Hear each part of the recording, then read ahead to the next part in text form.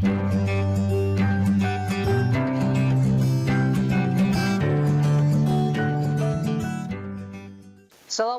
warahmatullahi wabarakatuh. Salam sejahtera untuk kita semua. Mudah-mudahan kita selalu diberi kesehatan dan selalu ada dalam lindungan Allah Subhanahu wa taala. Kembali lagi bersama saya Ade Yusuf Kurnia. Ada patah mengatakan, tidak semua orang itu baik, tapi ada kebaikan di setiap orang. Oleh karena itu, mari kita jadikan potensi kebaikan kita untuk menuju kompetitor terbaik. Bagaimana caranya? Simak terus videonya, jangan di skip agar tidak gagal paham. Selanjutnya, ini merupakan dalil tentang menuju kompetitor terbaik. Seperti biasa, silahkan dibuka dulu Al-Qur'annya. Kalau Quran terjemah, bisa tanpa wudu dulu ya. Siap? Bismillahirrahmanirrahim.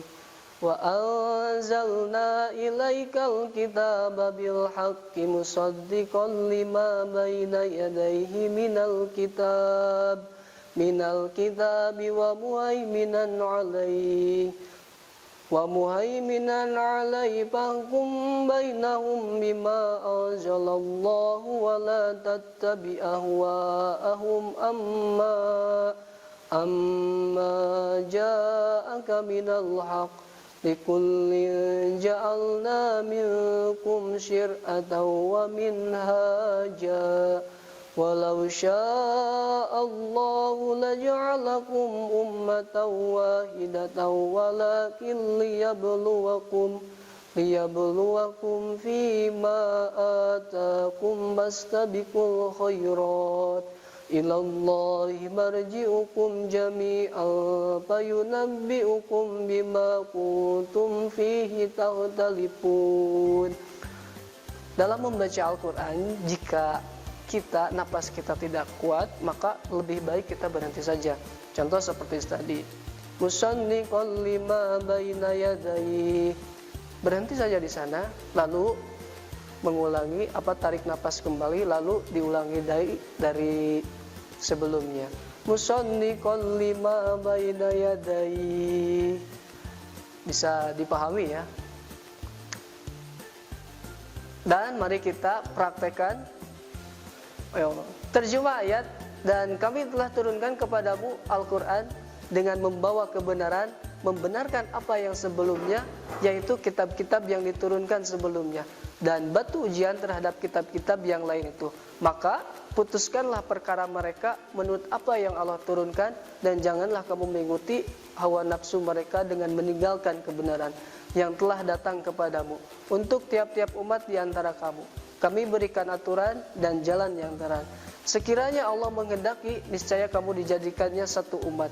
Tetapi Allah hendak menguji kamu terhadap pemberiannya kepadamu, maka berlomba-lombalah berbuat kebajikan.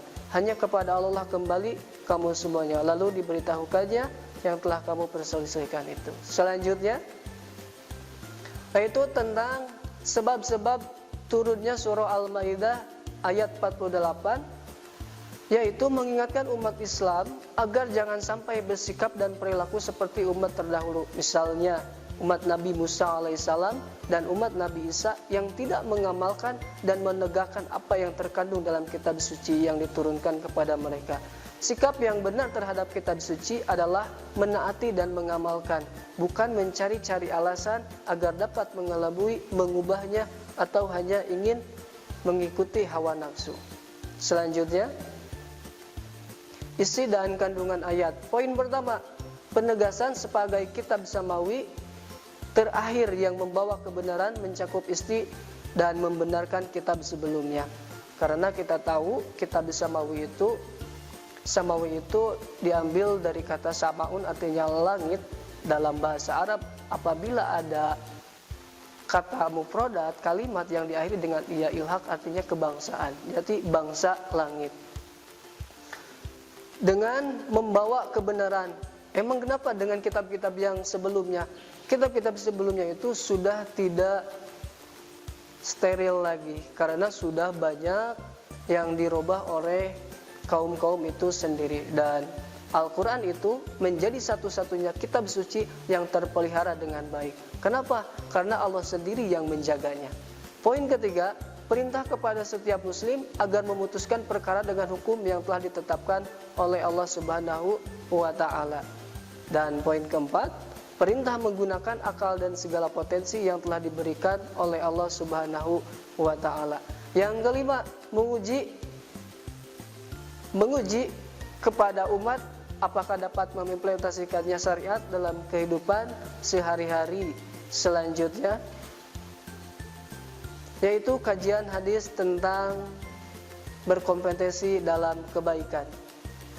Hadisnya selanjutnya, An Abi Hurairah anna Rasulullah sallallahu alaihi wasallam qala badiru bil a'mali fitanan ka qita'il lail mudlimi yusbihu rajulu mu'minan wa yumsi kafiran aw yumsi mu'mina wa yusbihu kafiran yabi'u dinahu bi aradim minad dunya, rawahu Muslim.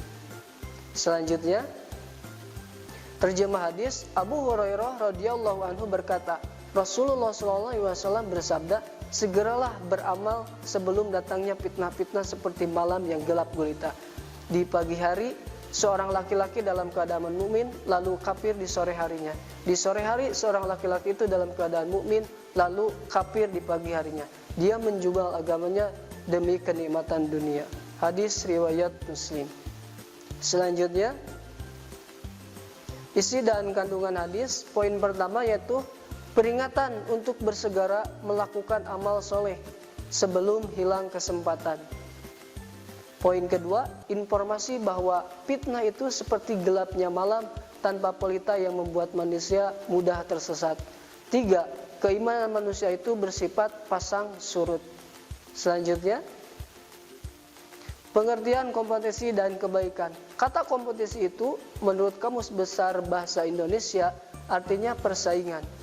Kebaikan artinya perbuatan baik.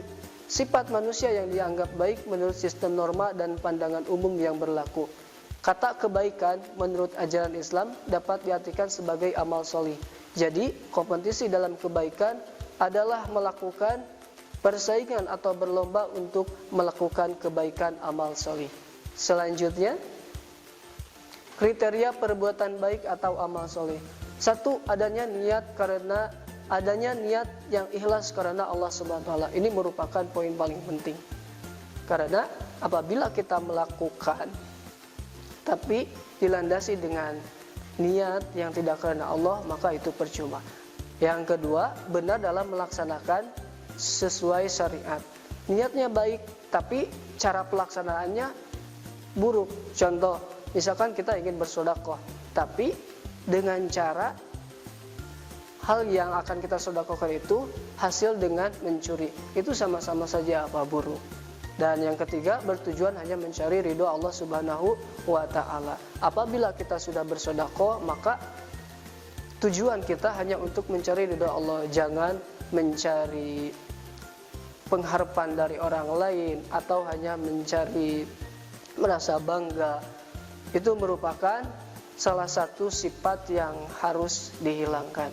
Karena salah satu sifat yang akan menghancurkan amal kita. Selanjutnya, macam-macam perbuatan baik atau amal soleh. Yang pertama, yang berkaitan dengan Allah Subhanahu wa Ta'ala, seperti sholat, puasa. Yang kedua, berkaitan dengan diri sendiri. Contohnya, seperti kita menjauhkan diri dari minuman-minuman keras yang dapat menghilangkan akal. Berkaitan dengan sesama, misal kita membantu orang lain, membantu yang lagi membutuhkan.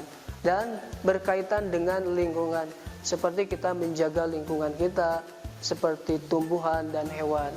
Apabila kita misalkan punya hewan, maka hewan kita juga ada haknya untuk dinafkahi. Bahkan misalkan kalau hewan kita dilantarkan, maka kita juga mendapatkan dosa.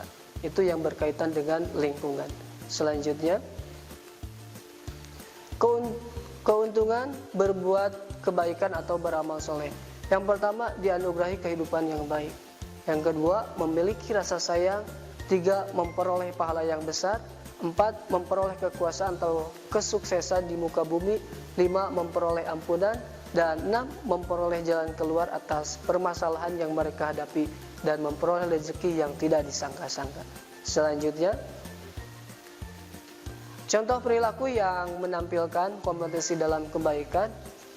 Poin pertama yaitu mampu memiliki 5 kecerdasan, yaitu kecerdasan spiritual, intelektual, sosial, emosional, dan fisik. Poin kedua, mampu menjadi model atau uswah, inovator, pemberi inspirasi, transformator, motivator, dan edukator dalam kehidupan. Poin ketiga, mampu mengambil keputusan yang tepat dan benar. 4. Seorang yang memiliki kebiasaan berkata kaulan dan berkata kaulan kariman. Ya, mungkin itu yang dapat saya sampaikan. Mudah-mudahan ada manfaatnya, khususnya bagi diri saya sendiri. Waalaikumsalam warahmatullahi wabarakatuh. Kunjungi sosial media lainnya seperti website kami di pkbmalkata.com, Facebook PKB Malkata Manunjaya, Instagram PKB Malkata _official. Dan terima kasih telah klik video ini. Jangan lupa like, comment, share, dan subscribe untuk menunjukkan dukungan kamu terhadap channel ini. Enjoy the video PKB Malkata.